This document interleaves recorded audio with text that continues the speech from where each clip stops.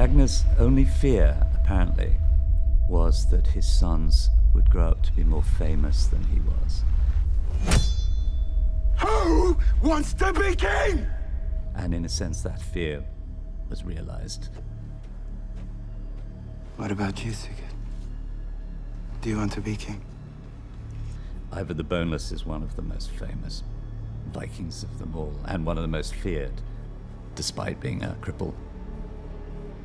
In Irish sources, there is a regular reference to a man called Ivar.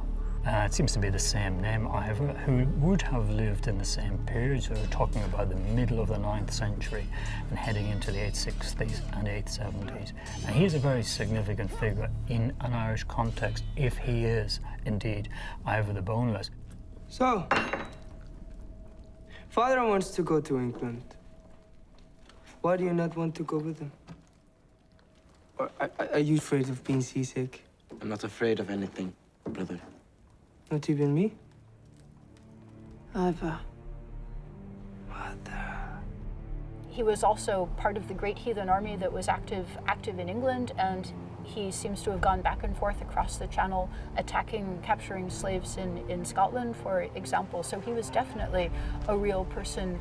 When he died, the Annals of Ulster called him the king of the Norsemen in Ireland and Britain.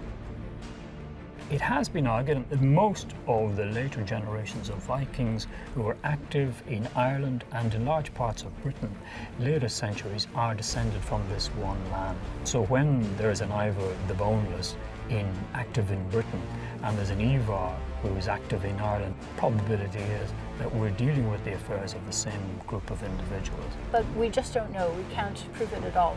Some of them certainly are historical people. Ivar made himself king of Dublin, but his sons and his grandsons ruled an area that was based in Ireland, but at times it extended across the Isle of Man and into northeastern England. For a time, even York was part of the territory that was ruled by Ivar's descendants, so he was a very successful king indeed. Use your anger intelligently, and I promise you, my son, that one day the whole world will know and fear Ivar the Boneless.